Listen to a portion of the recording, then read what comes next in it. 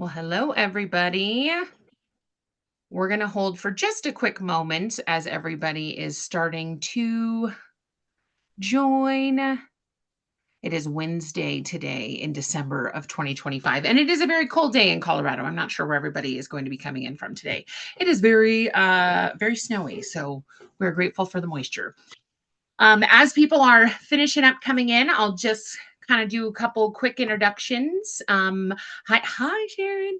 I'm Eve. I am the community ambassador for Guiding Bright Minds. So I am not Tiffany Feingold, but I have the privilege of working alongside her daily. And so you may have seen me on a couple of these, especially if you've attended any of the events. I'm usually there.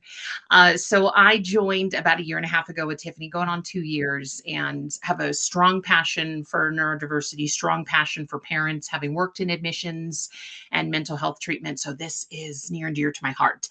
And today I'm really excited because our presentation is all about when holiday cheer meets stress and fear.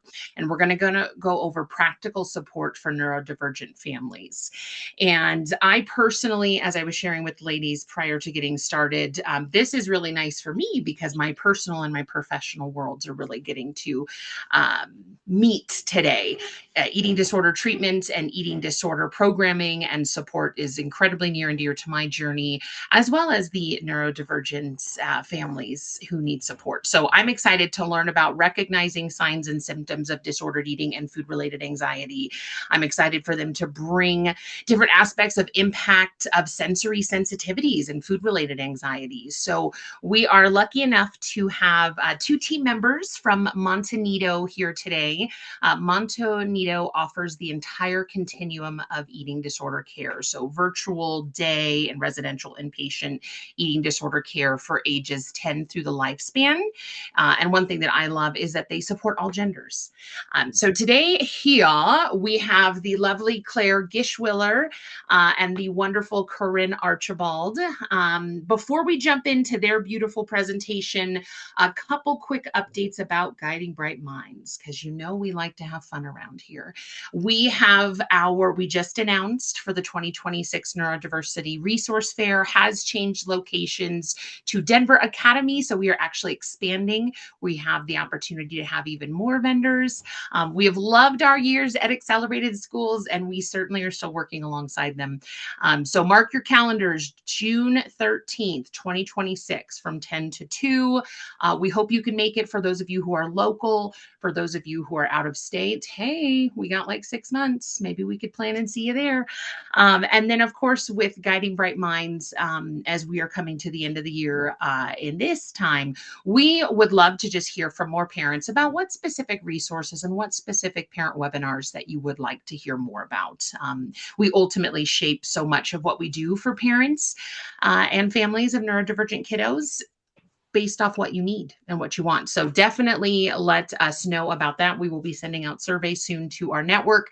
But without further ado, I want to send this over to Claire and Corinne. All right. Well, I'm going to go ahead and share my screen. I'll start there. Perfect. And I'll let you know if we can't see it. No problem. Of course, I have to make sure that it's up and in the place that I need it, of course, because, why make it easy on myself? Yeah, and while she's doing that, I also just want to give a shout out to Claire as well, who will be speaking about this, that Montanito has been a member of Guiding Bright Minds for this last year, and just all that, Claire, you do in this community and for this community. Shameless plug, I just want to thank you so much. Thank you so much. I appreciate that. It's a pleasure to be here serving all of my both personal and professional communities and interests too. So. Awesome. All right. So, as Eve said, my name is Corinne. I'm a dietitian and I work at Montanito. I work primarily as the director of nutrition in our virtual programming. So I kind of see things all across the country, which is lovely. I think that, again, just to kind of, similar to what the other two lovely individuals shared, is that this really does, I think, marry two parts of my life that I think are very near and dear to my heart. So I'm excited to be here today. Please, feel free to ask questions, and I'll try to move through it smoothly. All right, so I just want to start off. Oh, of course, it's going to move a little faster than me. I have no disclosure, so anything that I am suggesting in here or putting up as resources, that I have no financial relationships for those. All right. So I think we've all heard this phrase, the most wonderful time of year, right? That's how a lot of times, it's portrayed for many people. I think that it's very emotionally complex for people, right? That for some people there's a lot of joy, but it also could be mixed with a little bit of sadness or a little bit of fear or anxiety, right? Or excitement. So there's just a lot to it, and I think really just trying to recognize that we all celebrate it differently. And, ultimately the goal of this presentation is to also support you all in trying to create, whether it's in your own home or if you're going somewhere else to celebrate a holiday, to just create a safe, inclusive environment. So as mentioned before, the objectives, I will move past those. All right. Oh, geez. I got a trigger finger over here or something. I don't know. So just to kind of start with, really what is an eating disorder, right? So it is a treatable brain-based illness.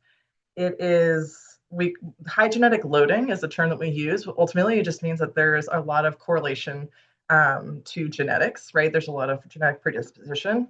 Like a good way to kind of think about it is that the eating disorder really kind of tricks the individual into thinking that they're feeling full when they're actually starving, right? Or they're not hungry when in fact they truly need food.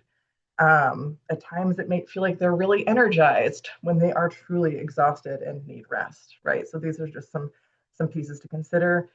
It oftentimes is, follows an event in life in general, and sometimes it can be, a big event, and sometimes it can be something benign like a virus or, a teenager getting braces. And for anybody out there that's ever had braces, the first couple of days afterwards, it does not feel very good, right? Especially after those tightenings. So, and usually what that happens is there's like a level of malnourishment that happens alongside of those things, even if it's just acute.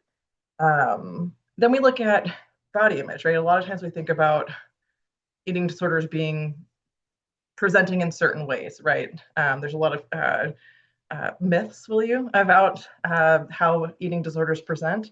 One thing I do think is important to recognize, or a couple things that are important to recognize, are that when we look at it, does not need to include body image distortion. There might not be any body image distortion. Another piece of this that is near and dear to my heart is that an eating disorder can happen at any weight. Okay. And an eating disorder can be life-threatening at any weight. Okay. So it doesn't need to be what you might have in your mind as a typical presentation of an eating disorder. All right. So in terms of the diagnoses, right? So we have binge eating disorder, we have anorexia nervosa, bulimia nervosa, avoidant restrictive food intake disorder, which you'll oftentimes hear us refer to as ARFID, and then other specified feeding and eating disorder, right? So with this, you'll hear us say OSFED a lot, right? So some of the acronyms that we might use. Binge eating disorder, you'll see, is more characterized or marked by frequent episodes of what we would consider excessive food consumption in a specific shorter period of time. It's typically accompanied by a loss of control, feelings of shame, guilt. There's typically, for many of our clients, emotion that's like very emotionally charged. Can have the body disturbance, most often does, alongside of that. Anorexia nervosa, marked by self-starvation and restriction. It's very largely driven by intense fear of gaining weight and or poor body image, right?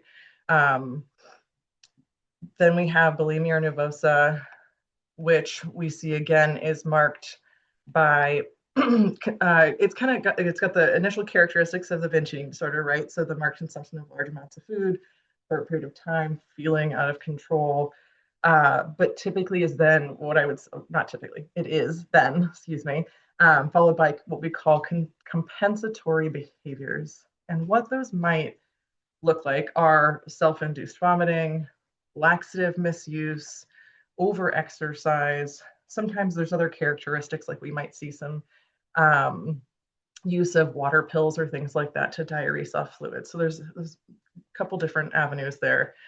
And then we have avoidant restrictive food intake disorder, which is more based on, like, we'll see more selective eating habits. Typically, it's a really disturbed feeding pattern. These things are then resulting in significant nutrition and energy deficiencies, which usually, especially in younger individuals, and actually in older individuals, now that I say that, but typically presents as like failure to meet certain growth markers. So when we think about that, it could be weight, it could be height, it could be both. Usually it's both. And then for some of our clients, they might find that it's just disturbing other aspects of their lives, right? So it may not be specific to weight, because they could be at what we would consider within their specific, normal range, but there's certain things that are interfering with their ability to participate in their everyday lives. And then lastly here, oh, and just one other thing to note, this one is not driven by thinness, right? So this one typically has nothing to do with body image itself, although there's a little overlap, which we sometimes people refer to as like an ARFID plus, not a diagnosis or diagnostic criteria, but usually it's where we kind of start to see a little bit of a crossover into the body image focus piece. And lastly, we have our other specified feeding and eating disorder. So what this one typically is, this is like our catch-all. I hate to say it, but that it is. It's for those individuals that don't meet specific diagnostic criteria for these other diagnoses. And this is where we also see, and I honestly, I don't even like using this term, because anorexia is anorexia nervosa, right? Like, but there is this, context of atypical anorexia, because it doesn't meet weight criteria, but it does not mean, in my eyes, like I said, anorexia is anorexia. That's what it is, right? So, but just if you ever hear that, it typically falls under this category. Statistically, about 9% of the people in the United States will have lifetime prevalence of an eating disorder, right? So that's 28.8 million people. I think there's more research to be done too in our ARFID specific diagnosis. I think that the percentage of that is probably a lot higher than we realize. And,